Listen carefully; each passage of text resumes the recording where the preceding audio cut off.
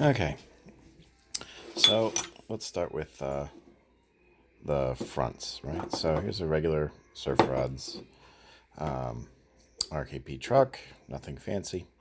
So first step is to pull out the grub screws.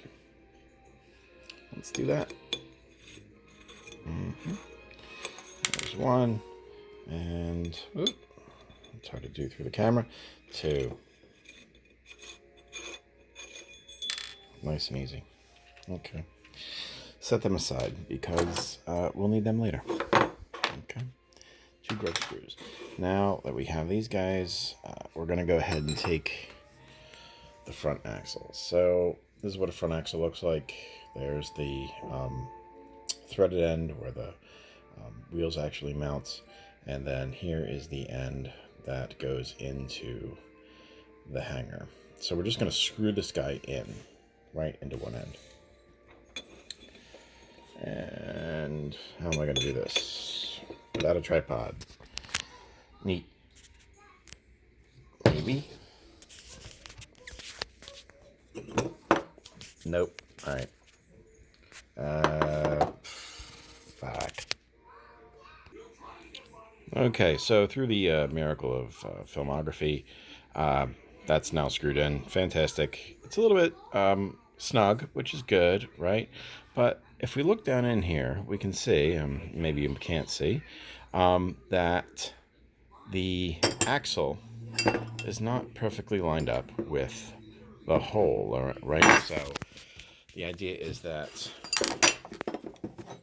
if we might be able to see it. So you can kind of see the edge down there, the edge of one of these corners, right? We don't want our grub screw to land on this edge here. We want it to land right solidly on a flat. So what we're going to do is we're going to back this off until we get to a flat. And how do we do that? It's actually pretty simple. Just back this screw out, I don't know, until you see a flat appear in the hole. I'll show you what that looks like.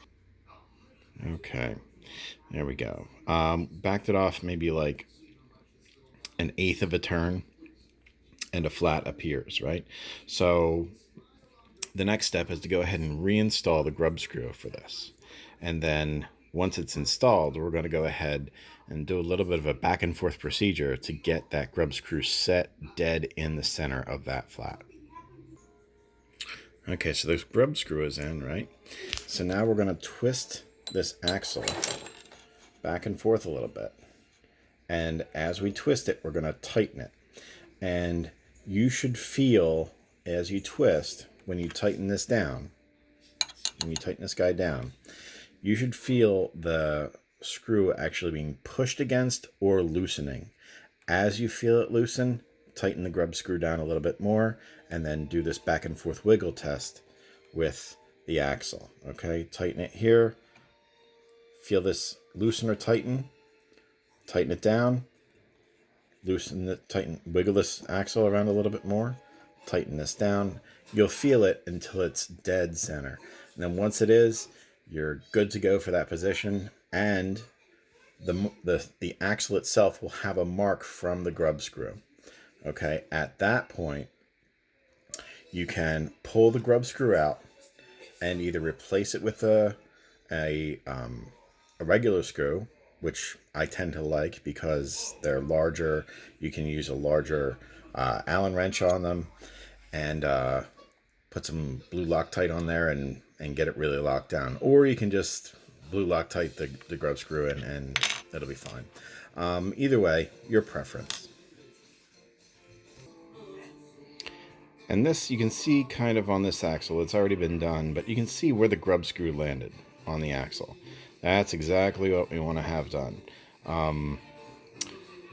We don't want that screw to land right on the center of that face and make it nice and tight, so it prevents that axle from backing out at all.